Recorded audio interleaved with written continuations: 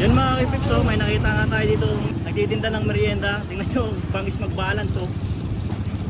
Lupit. Sundan muna natin yung mga kipips, tapos mamaya maya bili tayo sa kanya ng benta niya.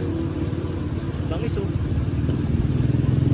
Yun, oh, mga kipips, pinara natin si Kuya. Bali nakita lang natin siya dito sa may kabaan ng Triumph, mga kipips. Ayan.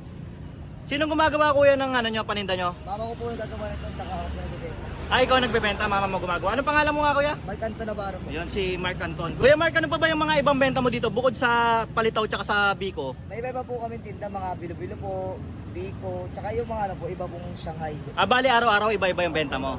Yun. Dito lang yan ikot mo, no? Tagig Pasay. Yun mga kayo pips, no? Pag nakita nyo si Kuya dito, bilan nyo na agad nang hindi na umabot sa malayo yung pagbebenta niya. Dito pa lang sa atin sa Tagig, maubos na kasi ang gusto lang naman ng mga gantong bata ay yung mga nagsisipag na magbenta, yung maubos lang yung benta nila sa pang-araw-araw at makatulong sa kanilang pamilya.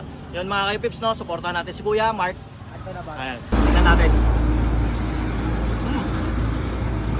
Yung biko niya, lasang-lasa mo talaga yung gata.